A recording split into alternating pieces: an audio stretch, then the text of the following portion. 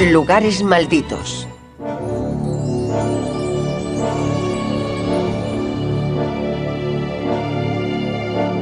Fidel Castro llegó al poder en Cuba en 1959 como líder de la revolución que derrotó al dictador Batista.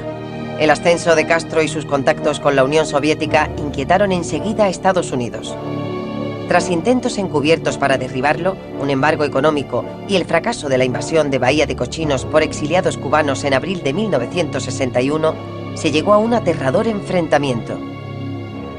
Para los rusos fue la crisis del Caribe, para los cubanos la crisis de octubre y para Estados Unidos y sus aliados la crisis de los misiles de Cuba. Lo más cerca que ha estado el mundo de una guerra nuclear. La tensión creció cuando Estados Unidos desplegó 15 misiles nucleares Júpiter en Turquía. Con un alcance de 2.400 kilómetros, amenazaban a Moscú directamente. Los rusos reaccionaron de inmediato y el 14 de octubre los aviones de reconocimiento norteamericanos constataron que se estaban construyendo plataformas de lanzamiento de misiles en Cuba. Las fotografías fueron mostradas a John F. Kennedy, que había sucedido a Eisenhower. La escalada de tensión se convertiría en un bautizo de fuego para el presidente de 44 años de edad. Kennedy convocó una reunión del Comité Ejecutivo del Consejo de Seguridad Nacional.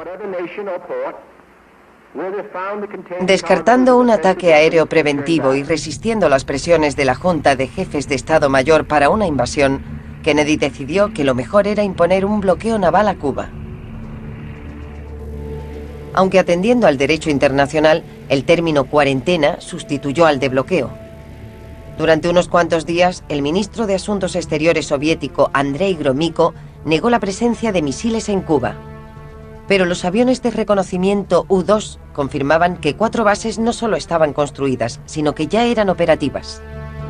El presidente de la Unión Soviética, Nikita Khrushchev, tachó la cuarentena de acto de agresión, y los cubanos, sin dejar de trabajar en las bases, se preparaban para una invasión estadounidense.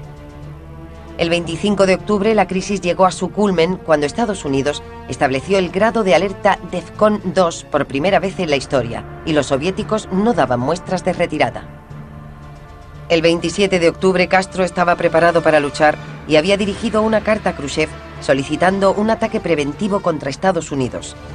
También ordenaba que todas las armas antiaéreas cubanas dispararan a cualquier avión de Estados Unidos. Previamente esa orden era solo para grupos de 2 o más aviones, pero Khrushchev mantuvo la calma y al día siguiente difundió un mensaje por Radio Moscú ofreciendo una nueva solución para la crisis. Proponía retirar los misiles de Cuba si Estados Unidos accedía a retirar los Júpiter de Turquía, aunque Turquía siguiera insistiendo en que quería que se quedaran. En la siguiente reunión del Consejo de Seguridad Nacional, Kennedy forzó el acuerdo con Khrushchev, aunque sus consejeros no estaban de acuerdo, pues creían que debilitaría a la OTAN y a Turquía. A mediodía del 27, un U-2 fue derribado en Cuba, incrementando la tensión. Pero Kennedy, aun habiendo afirmado que si eso sucedía lanzaría un ataque, no lo hizo. Al final de la jornada, Estados Unidos tenía redactada una carta para la URSS proponiendo la retirada de las armas de Cuba a cambio del levantamiento de la cuarentena y de la promesa de no invadir Cuba. No se mencionaba a Turquía, pero hubo un acuerdo extraoficial en el que se decidió el desmantelamiento voluntario tras el fin del enfrentamiento. Estados Unidos no esperaba una respuesta positiva a su propuesta, pero gracias a la intervención de las Naciones Unidas, a las 9 de la mañana del 28 de octubre, Khrushchev difundió otro mensaje por Radio Moscú accediendo a desmantelar los misiles y devolverlos a la Unión Soviética. La crisis había terminado, aunque muchos creyeron que se claudicó. Pero considerando lo cerca que estuvo el mundo de una guerra nuclear, dañar unos cuantos egos fue un precio muy bajo.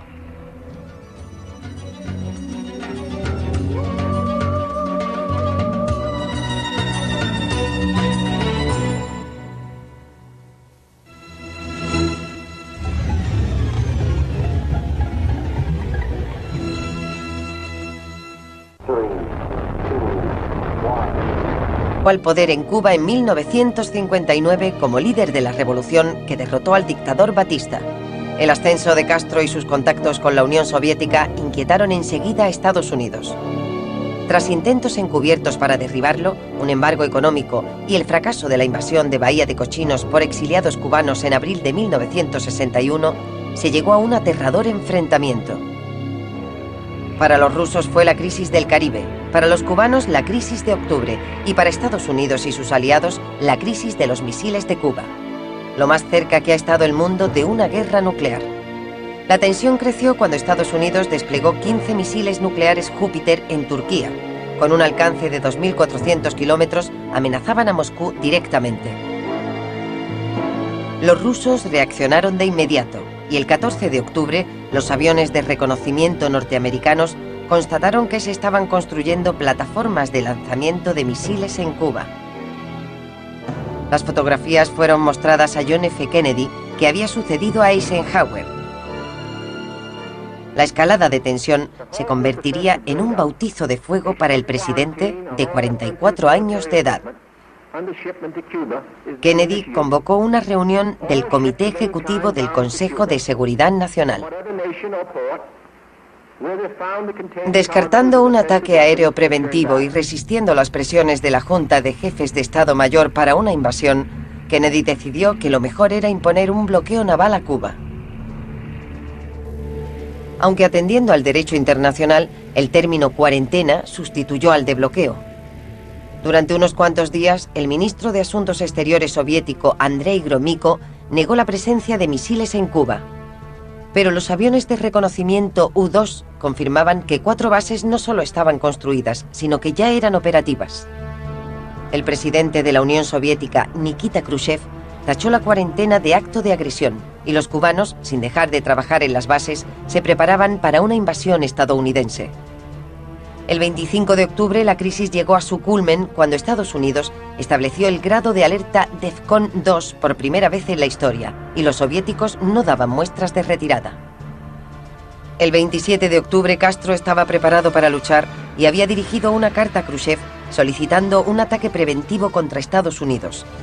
También ordenaba que todas las armas antiaéreas cubanas dispararan a cualquier avión de Estados Unidos.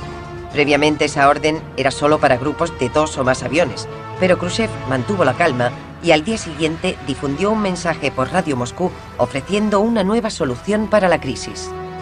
Proponía retirar los misiles de Cuba si Estados Unidos accedía a retirar los Júpiter de Turquía, aunque Turquía siguiera insistiendo en que quería que se quedaran. En las siguientes misiles nucleares Júpiter en Turquía, con un alcance de 2.400 kilómetros, amenazaban a Moscú directamente. Los rusos reaccionaron de inmediato y el 14 de octubre los aviones de reconocimiento norteamericanos constataron que se estaban construyendo plataformas de lanzamiento de misiles en Cuba. Las fotografías fueron mostradas a John F. Kennedy, que había sucedido a Eisenhower. La escalada de tensión se convertiría en un bautizo de fuego para el presidente de 44 años de edad. Kennedy convocó una reunión del Comité Ejecutivo del Consejo de Seguridad Nacional. Descartando un ataque aéreo preventivo y resistiendo las presiones de la Junta de Jefes de Estado Mayor para una invasión, Kennedy decidió que lo mejor era imponer un bloqueo naval a Cuba. Aunque atendiendo al derecho internacional, el término cuarentena sustituyó al de bloqueo.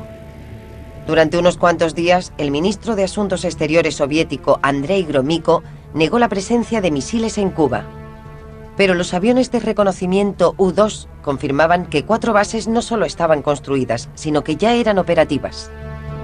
El presidente de la Unión Soviética, Nikita Khrushchev, tachó la cuarentena de acto de agresión y los cubanos, sin dejar de trabajar en las bases, se preparaban para una invasión estadounidense. El 25 de octubre la crisis llegó a su culmen cuando Estados Unidos estableció el grado de alerta DEFCON 2 por primera vez en la historia y los soviéticos no daban muestras de retirada. El 27 de octubre Castro estaba preparado para luchar y había dirigido una carta a Khrushchev solicitando un ataque preventivo contra Estados Unidos.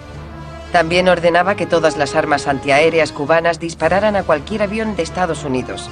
Previamente esa orden era solo para grupos de 2 o más aviones, pero Khrushchev mantuvo la calma y al día siguiente difundió un mensaje por Radio Moscú ofreciendo una nueva solución para la crisis. Proponía retirar los misiles de Cuba si Estados Unidos accedía a retirar los Júpiter de Turquía, aunque Turquía siguiera insistiendo en que quería que se quedaran. En la siguiente reunión del Consejo de Seguridad Nacional, Kennedy forzó el acuerdo con Khrushchev, aunque sus consejeros no estaban de acuerdo, pues creían que debilitaría a la OTAN y a Turquía. A mediodía del 27, un U-2 fue derribado en Cuba, incrementando la tensión. Pero Kennedy, aun habiendo afirmado que si eso sucedía lanzaría un ataque, no lo hizo.